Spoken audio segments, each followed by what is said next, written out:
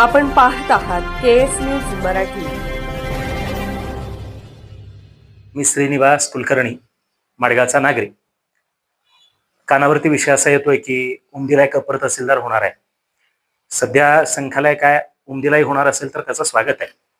या दोन्ही गावांशी आमचा काही द्वेष नाही, पण एवढा मोठा जत तालुका विस्ताराने मोठा असलेला त्याचं विभाजन व्हायला पाहिजे आणि नवीन तालुका एका ठिकाणी व्हायला पाहिजे। तर ते कुठली जागा असेल तर सर्वमान्य असणारं ठिकाण म्हणून माडगावला ते तालुक्याचं केंद्र आणि माडगावला सर्व तालुक्याची कार्यालय व्हावीत ही आमच्या सर्व ग्रामस्थांची मागणी आहे।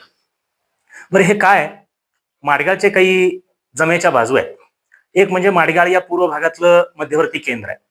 दुसरी महत्वाची गोष्ट काय तर आपला भारत हा कृषीप्रधान देश आहे आणि कृषीप्रधान देशाची एकूण शेतकऱ्यांचं जीवनमान हे कृषी वस्तू आणि जनावर शेळ्या मेंढ्या याच्याशी संबंधित असतं। तर त्यांच्याशी संबंधित असणारं मार्केट कमिटीचं एक उप आवार बी आर शिंदे कृषी उत्पन्न बाजार समितीचं उप आवार माडगाव एका ठिकाणी आहे। माझ्या मते जत पूर्व भागातलं हे एकमेव आहे। दुसरं महत्वाची गोष्ट काय तर जत पूर्व भागामध्ये आरोग्याच्या सुविधा ज्या द्यायला पाहिजेत त्या गोष्टीसाठी एक चांगलं सुसज्ज असं ग्रामीण रुग्णालय सुद्धा माडगाव इथं आहे।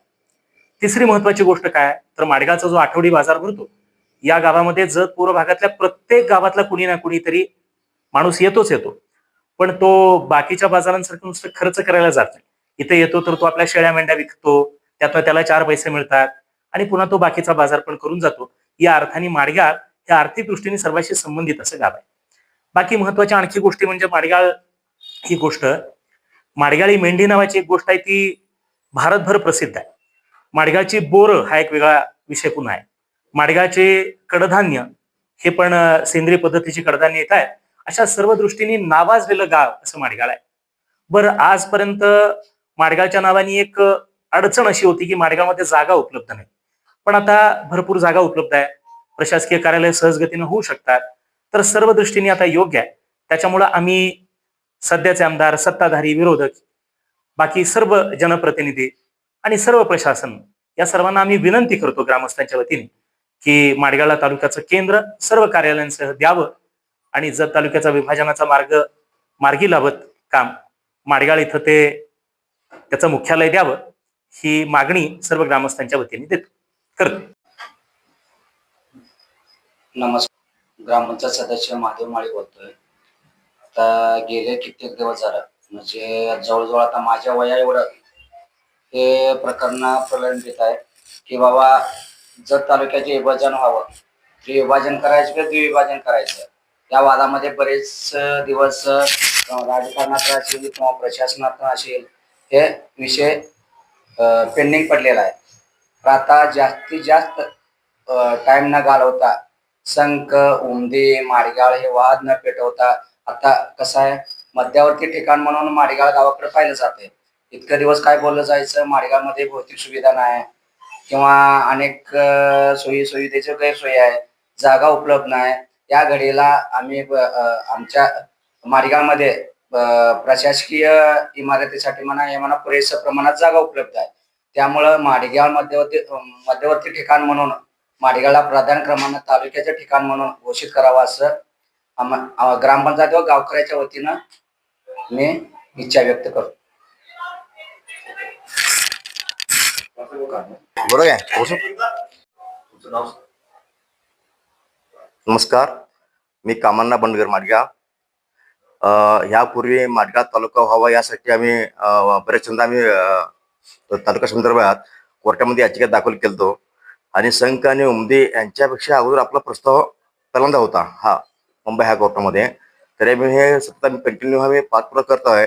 तरी अप्पर तहसील कार्यालय हे संकला तिने तात्पुरता असे काही तिने हे केले, त्या ठिकाणी कुठलेच कामे होत नाहीत।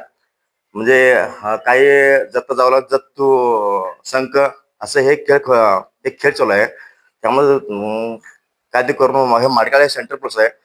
माडगाव हे हाच तालुक्यासाठी हे अतिउत्तम आहे आणि सेंटर प्लस असल्यामुळे माडगाव हा तालुका व्हावा असं आमचं हे माडगाव ग्रामस्थांकडून अपेक्षा आहे।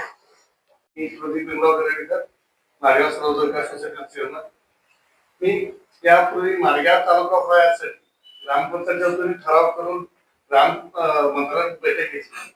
त्या संदर्भात कोर्टात याचिका घ्या सलग 2-3 वर्ष याचिका चालू आहे। आणि याच्यापूर्वी जेव्हा वसंतदादा मुख्यमंत्री असताना त्यांनी असं घोषणा केली की मार्गाव तालुका व्हावा.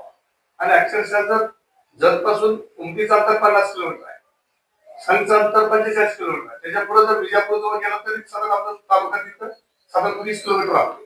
तर अंतर जर बघितलं मार्गाव to Umadi 25, Margao to Punjab 25, साधारण हा जर हिशोब केला तर मार्गाव सेंटर प्लेस होते. तर काही एका आमदाराच्या हट्टापोटी, जुना आमदार असेल तो पाठिंबाचा आमदार हट्टापोटी त्यांच्या मतदारसंघ अप्पर तहसील आहे. अप्पर तहसील आलं त्यात काही सुविधा बी नाही उपलब्ध. अप्पर तहसील झाल्यामुळे काय झालं, जे काम स्टॅम्पचे काम आहे ते स्टॅम्प तहसीलदार आहे, खरेदी विक्री तहसीलदार दत्तात असते. जुनं जे रेकॉर्ड मिळते विद्यार्थ्यांना किंवा सगळ्या सोयीसाठी विद्यार्थी दाखले काढणे असं तर सगळं पूर्ण जाता झाला. फक्त काय अप्पर तहसीलदार म्हणजे साधारण तलाठ्याचं कोतवालचं काम आहे, तहसीलदारचं राहिलं कोतवालचं सुद्धा काम नाही. अप्पर तहसीलदार तिथं पूर्ण लोक नाही, स्टाफ नाही, त्याचं सुविधा नाही. तुम्ही आता संघ सोडून उमदीला पदवी मागता, अप्पर तहसीलदार तुम्ही जवळ उमदीला करा, संघला करा, असं राज्य देखील 50 अप्पर तहसीलदार. तरी आम्हाला करायला उमदीला रे आमच्या हद्दीत नाही, पण तालुका मार्गावरच ठेवा. मी ह्याही जास्त मागणी करतो की जेवढे शासकीय आता सचिव आहेत मंत्रालयात, ते सचिव सांगली जिल्ह्याला काम करून गेले, ते सर्व आता सध्या सचिव आहेत, मुख्यमंत्री सचिव आहेत, उपमुख्यमंत्री सचिव आहेत, महसूल मंत्री सचिव, हे पूर्ण सांगली जिल्ह्यात काम करून गेले. आणि त्यांना पूर्ण सांगितलं त्या सचिवांना खरीद सत्तेवर सर्वे करून सेंटर काढावा. तो सेंटर मार्गावरचा याच्या माध्यमाचा नकाशा आहे जुना, आमच्याकडे आहे, उपलब्ध पोटात सादर केलाय. त्या अगोदर नकाशा सेंटर मार्गाला दाखवत होता, पण नवीन आमदारनं काय केलं ते कोणतं आणि जवळ कसं होतंय, सण कसं सेंटर होतंय दाखवलं. त्याच्यामुळे कसं झालं, वळसंग मुचंडी आता एरवी तुम्ही चर्चा दाखवता, एरवी आमच्यापासून मात्र 20 किलोमीटर 15-20 किलोमीटर. मग ते चर्चा कसं जाते, जसा त्यांना 25-30 किलोमीटर अंतर होते. सेंटर दाखवता त्यांनी फोडून दाखवलं.